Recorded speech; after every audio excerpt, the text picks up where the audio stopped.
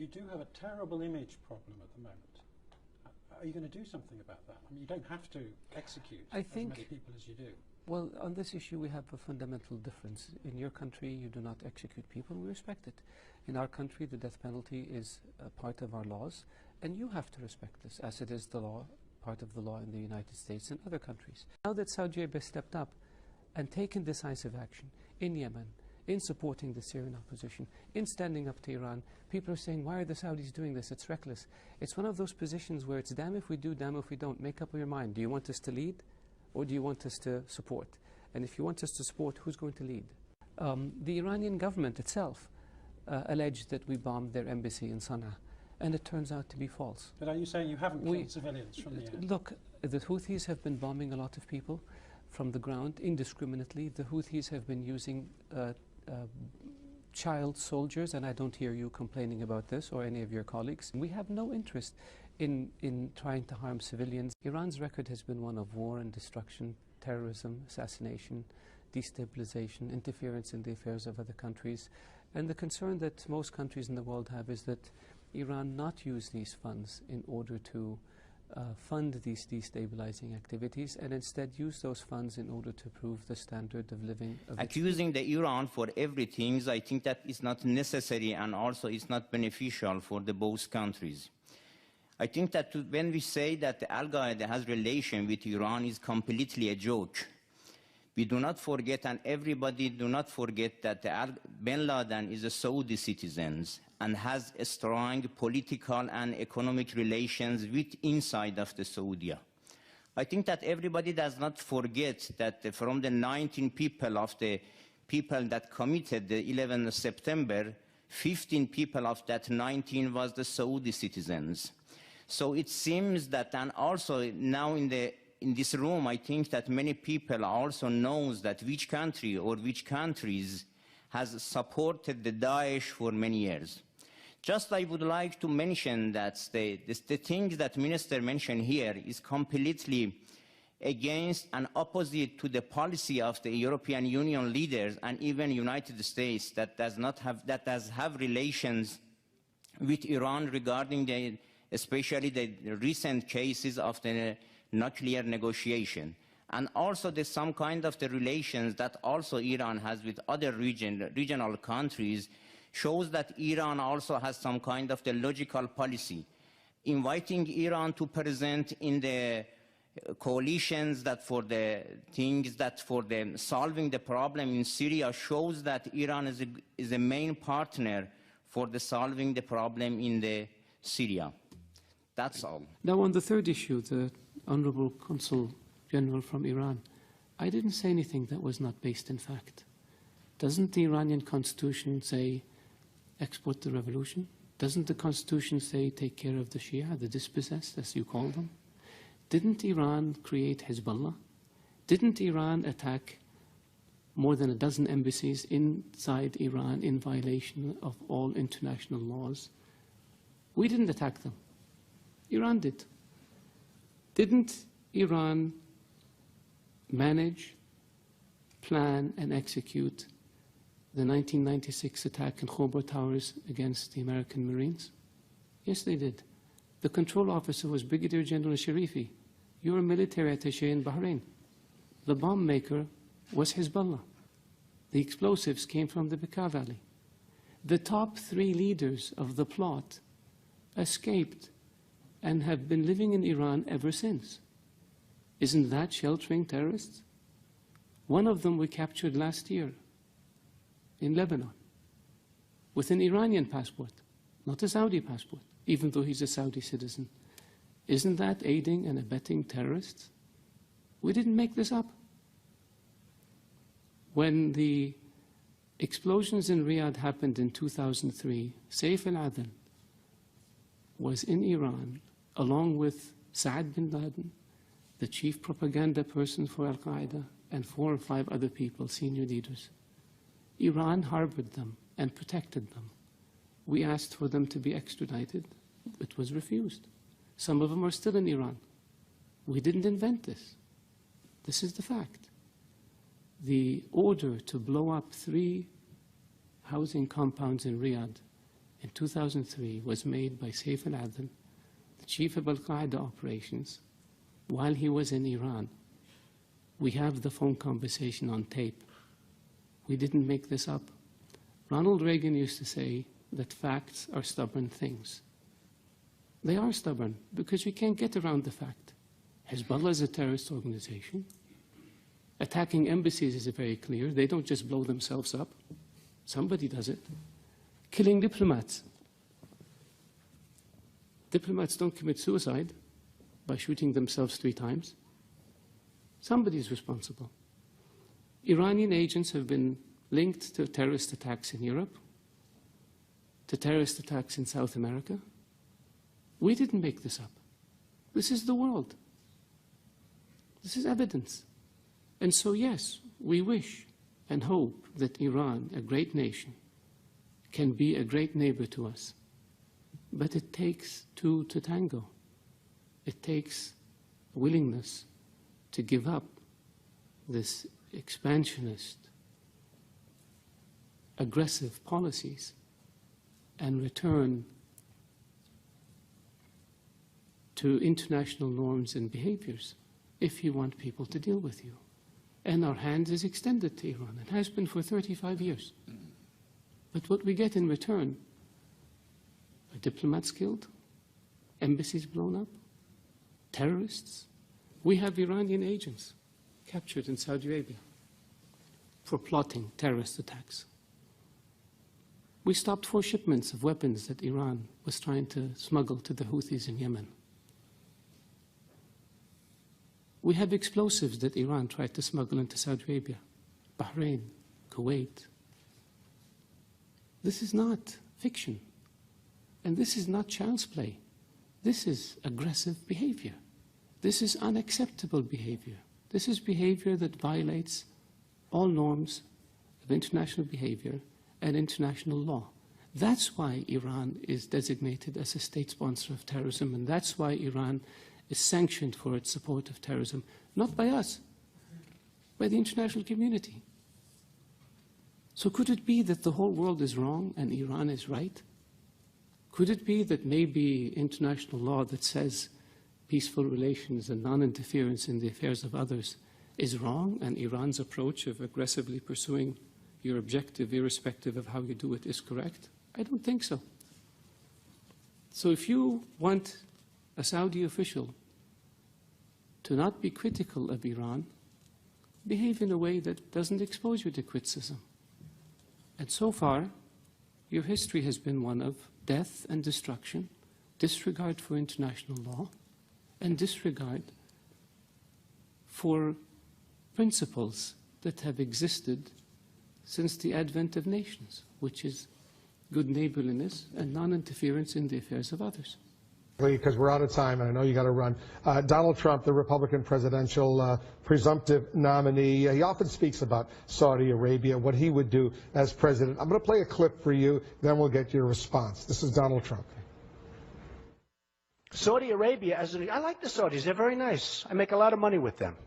They buy all sorts of my stuff, all kinds of toys from Trump. They pay me millions and hundreds of millions. But you know what? They make $1 billion a day, folks. And whenever they're in trouble, our military takes care. You know, we get nothing. Nothing. He says you're making $1 billion a day, and the United States takes care of you militarily, and you don't respond in kind. At least he likes us. The Kingdom of Saudi Arabia is an ally that carries its own weight. We have always supported ourselves. We have not relied on anyone to provide any assistance to us. When you look at the Gulf War to liberate Kuwait, the Kingdom of Saudi Arabia assumed the lion's share of the financial burden of that war. When you look at other operations that have taken place in the region, the Kingdom of Saudi Arabia carries its own weight. I believe that when people are in office and the campaign is over and they have access to the facts and access to intelligence briefings, I believe that their views and their opinions are going to reflect the reality of the relationship, not the sound bites that may take place from time to time. He likes you? You like him? He provides great products, and people enjoy and buying them and living in them. Adil al-Jubair, the Foreign Minister of Saudi Arabia, welcome to Washington. Thank you. من إذاعة الدنمارك. سؤالي لوزير الخارجية السعودي: ما هي ردة فعلك تجاه المواضيع التي ذكرها وزير الخارجية الدنماركي فيما يتعلق بحقوق الإنسان وانتهاكات حقوق الإنسان في المملكة؟ بداية، كما أود أن أو كما أعتقد أن كما ذكر زميلي أن العلاقات بين بلدين إذا كانت قوية، المحادثات التي بيننا كانت واضحة وشفافة. فهنالك موضوعين لا نتنازل عنهما في المملكة العربية السعودية، وهي أمننا وإيماننا. النظام القضائي في المملكة العربية السعودية مبني على نظام الشريعة، ولا هو نظام عادل، وهو يوفر للمتهمين أو من يقع عليهم الحكم جميع وسائل الدفاع عن الناس. كذلك يرفع بعد أن يصدر الحكم يرفع لمحكمة التمييز، والتي تنظر له مجموعة من العلماء. فنظام القضاء في المملكة العربية السعودية نظام نؤمن به جدا، ونأمل من الجميع أن يحترم نظامنا القضائي كما نحن نحترم النظام القضائي في الدول الأخرى. أما حكم القصاص أو حكم الإعدام في المملكة العربية السعودية هو من حكم الشريعة، فمن ينتهك دماء أو من يقتل الأبرياء فجزاؤه هو القصاص. وهنالك ونحن نحترم الدول التي لا تطبق فيها حكم القصاص أو حكم الإعدام، فنحترم ذلك. فلا نستطيع أن نفرض نظاما قضائي على مجتمع آخر، ولكن لا يفرض علينا كذلك نظاما قضائي على مجتمعنا نحن. إذا أردنا أن نفرض نظاما قضائي على مجتمعكم، هل لنا الحق في ذلك؟ طبعا بالطبع لا. فبالتالي بالمثل لا يجب أن يفرض علينا النظام القضائي لأي مجتمع آخر أو لأي دولة أخرى على مجتمعنا. يجب علينا أن نحترم بعضنا البعض، وأن نثق ببعضنا البعض، وأن لا ننتقد البعض، ولا أن نفرض على بعضنا البعض القيم لكل جانب، وإلا أصبحنا في الغاب، قانون الغاب. بالنسبة لموضوع حقوق الإنسان، فإنني أختلف معكم في موضوع حقوق الإنسان. فالكثيرين ينتقدون المملكة العربية السعودية في أنها تنتهك حقوق الإنسان، في أن نظامها القضائي غير عادل. نختلف معكم في ذلك. يتهموننا أحيانا أو بعض المنظمات الإنسانية تتهمنا أحيانا بأننا نمنع أو نحظر على الناس التعبير عن آرائهم. لدينا قوانين تحكم ذلك، ولدينا أسباب تدفعنا إلى توجيه أو تقنين أو طريقة التعبير عن الآراء. فأي موضوع يتم طرحه مثل هذه القضايا لا نغفل عنه أو نتقبل طرح مثل هذه المواضيع معنا. فهي أمور نتوقعها من أصدقائنا أن يشيروا أو يلفت الانتباه إلى هذه المواضيع التي يتناولها الرأي العام، وهي كذلك الأسس التي تبني عليها الصداقات بين الدول أو الصداقات الوطيدة أو العلاقات الوطيدة. قد نختلف مع بعضنا البعض في بعض الأمور، وقد نتفق في بعض الأمور، ولكن الأهم من ذلك هو أن نتفق على احترام بعضنا البعض، أن نكون بشفافية، أن نكون صادقين مع بعضنا. وشكرا لكم. Isn't, and I'm quoting here from an article in Atlantic by a friend which you're almost certainly familiar with, the reality is that the Islamic State is Islamic, very Islamic. Yes, it has attracted psychopaths and adventure seekers drawn largely from the disaffected populations of the Middle East and Europe, but the religion preached by its most ardent followers derives from coherent and even learned interpretations of Islam. And the article obviously goes on to advise us to base our strategy on countering Daesh with that understanding at its heart. And I invite you to comment on that. Every religion has perverts and psychopaths who try to hijack it. ISIS is as much Islamic as the KKK is Christian. Don't they have a cross? Don't they do everything in the name of religion and Christ? Don't they believe that Christ compels them to lynch and kill people of African descent? Can one really say that the KKK is a Christian organization? There are other groups that one can point to. There are other massacres that were committed in the name of keeping certain countries or regions clear of non-Christians. There are people like this also in the Jewish faith. that have nothing to do with Judaism.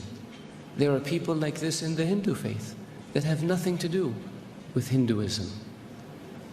For anyone to argue that Daesh is Islamic is preposterous. In the Islamic faith, the Quran reveals that you have your faith and I have my faith. And you're free to practice your faith and I'm free to practice mine. What greater sign of tolerance and acceptance do you have than this?